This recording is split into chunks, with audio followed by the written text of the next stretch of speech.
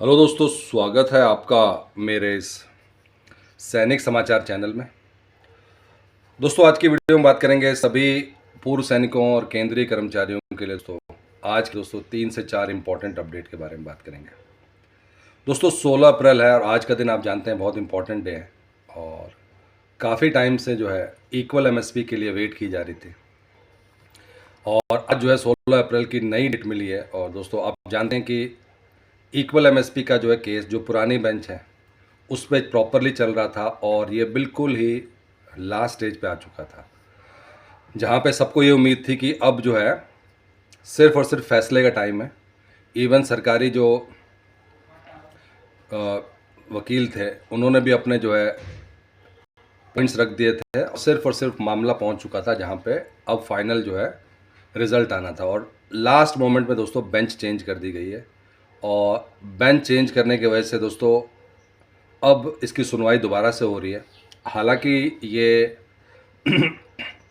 Fast track में सुनवाई है, लेकिन जिस तरीके से पहले हर जो सुनवाई होती थी उसमें सिर्फ ये उम्मीद किया जाता था कि इस बार जो है फैसला आ जाएगा। और क्योंकि जो voice of ex serviceman society की तरफ से सारे के सारे दलीलें सुन ली गई थी और सरकारी वकील की तरफ से भी सुन लिया गया था, अब सिर्फ और सिर्फ फाइनल जजमेंट था और नई बेंच आ गई है। अब दोस्तों नई बेंच दोबारा से एक एक पहलू को जांच कर रही है।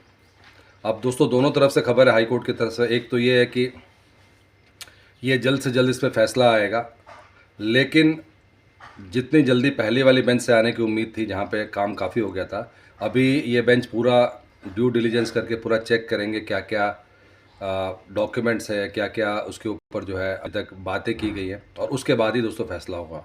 तो अल्टीमेटली जो है आज जो है एक बार फिर से सुनवाई का डेट है। अभी हम कुछ कह नहीं सकते दोस्तों कि आज चांसेस कम है कुछ फैसले के ऊपर, क्योंकि अभी सुनवाई का दौर चल रहा है और सारे के सारे जो डॉक्यूमेंट, सारे के सारे जो प्रूफ्स है वो चेक किए जाएंगे। तो कहीं ना कहीं दोस्तों अभी बस ये उम्मीद कर सकते हैं कि अब नेक्स्ट जो डेट है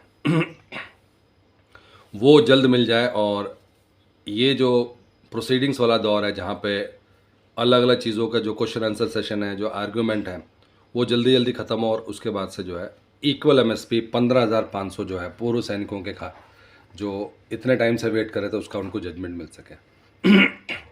दोस्तों आपको अपडेट रखेंगे आज इक्वल एमएसपी पे क्या चल रहा है और आज का दिन बहुत इंपॉर्टेंट रहेगा आगे के लिए कि आगे फैसला आने वाला है कि आगे और कुछ और इस पर जो है प्रोसीडिंग्स होंगी, कुछ और इस पर बहस होगी।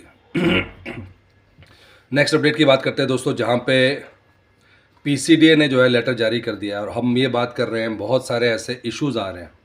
हम बात कर रहे हैं दोस्तों स्पर्श के रिलेटेड, और ये बात करना इसलिए ज़रूरी है क्योंकि ये सभी के लिए नहीं बट पर्सन स्पेसिफिक के लिए आ रहे हैं। कई पेंशनर्स का दोस्तों डीआर आप इमेजिन नहीं करेंगे, पिछले कई महीनों से डीआर पे रोक लगी है और ये डीआर पे रोक रखने की वजह भी क्या है, वो है आपका स्पर्श। स्पर्श एक नया माध्यम है जहाँ पे लोग जो अभी लर्न कर रहे हैं, सीख रहे हैं और उसमें भी दोस्तों अभी हालांकि ये सारी की सारी चीज़ें पूर्व सैनिकों और पेंशनर्स के बेनिफिट के लिए किया गया है कि उनका जीवन आसान से चल सके, लेकिन कहीं ना कहीं क्योंकि नई टेक्नोलॉजी है, एक गलत ऑप्शन सेलेक्ट करने की वजह से बहुत बड़ा नुकसान भी हो रहा है। इसीलिए दोस्तों हम बात कर रहे हैं कि हालांकि ये डिजिटल युग है जहाँ पे आप डिजिटली घर बैठे बहुत सारी चीज़ें कर पा रहे हैं, बट प्रॉब्लम यह है कि आप कर रहे हैं, अगर आप सही करते हैं तो आपको बेनिफिट मिलता है, अगर आप गलत करते हैं तो भी आपको नुकसान हो रहा है। यहाँ पे आप कोई बैंक कर्मचारी नहीं बैठा जिसको कि आप दोष दे सकते हैं, और गलती भी होती है तो दोस्तों आप ही को उसको पूरा का पूरा जो है रिजॉल्व करना है। ये एक पूरा का पूरा इस टाइम पे माहौल बना हुआ है और हम बात करने जा रहे हैं ऐसे कई पेंशनर्स हैं जिन्होंने लाइफ सर्टिफिकेट जमा कराया, उसके बाद से उनका जो है जो डीआर है वो रुक गया। अब दोस्तों डीआर क्यों रुक गया, उसका रीज़न ये है कि जब आप लाइफ सर्टिफिकेट जमा कराते हैं, उन्होंने गलती से एक ऑप्शन सेलेक्ट कर लिया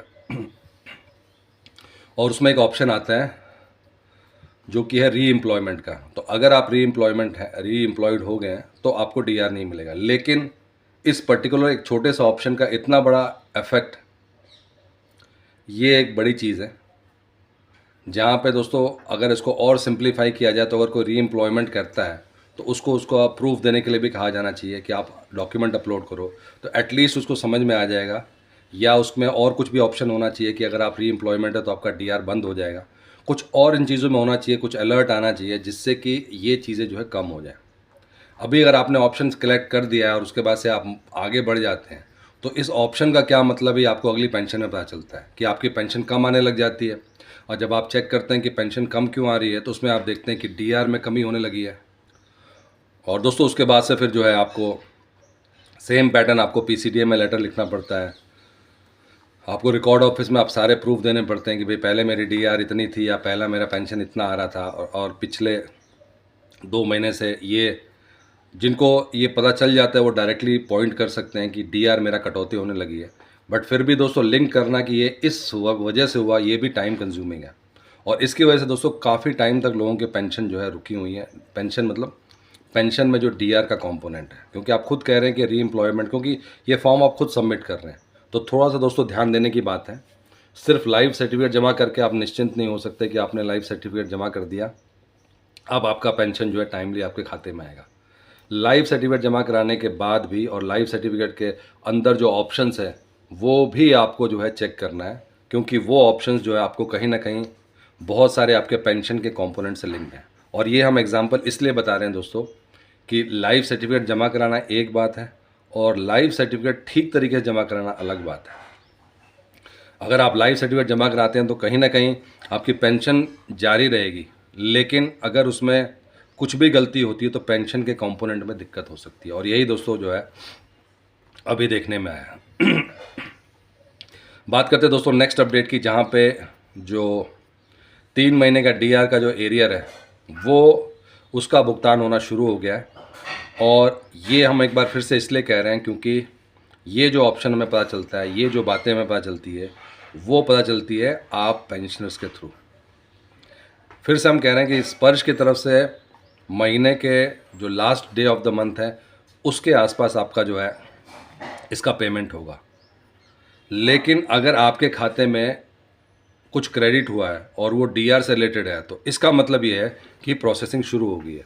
और दोस्तों हम वही बात कर रहे हैं कि कई पेंशनर्स के खाते में जो है जो 3 महीने का जो डीआर का एरियर है, कई पेंशन मतलब संख्या कम है, हमारे को 3-4 लोगों ने बताया। इसके बाद आप कंफर्म कर सकते हैं कि आपके अकाउंट में आजकल में कुछ क्रेडिट हुआ कि नहीं, और उससे ये क्लैरिटी हो जाएगी कि स्पर्श ने जो है पेमेंट करना शुरू कर दिया। तो दोस्तों ये थे आज के इम्पॉर्टेंट अपडेट, जहाँ पे आने वाले टाइम में अब आपकी जो है प्रॉपर पेमेंट होना शुरू हो जाएगी। दोस्तों ये थे आज के इम्पॉर्टेंट अपडेट, जिसमें कि 3 महीने का डीआर का एरियर हो गया। इक्वल एमएसपी का दिन, आज का दिन बहुत इंपॉर्टेंट रहेगा हाई कोर्ट की तरफ से जो आज क्या इसके ऊपर फैसला आता है।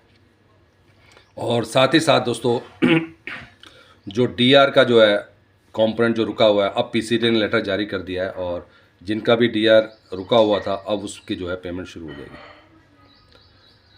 तो दोस्तों अगर वीडियो पसंद आए तो इसको लाइक कीजिएगा, शेयर कीजिए और सब्सक्राइब करना ना भूलें। Thank you for watching this video.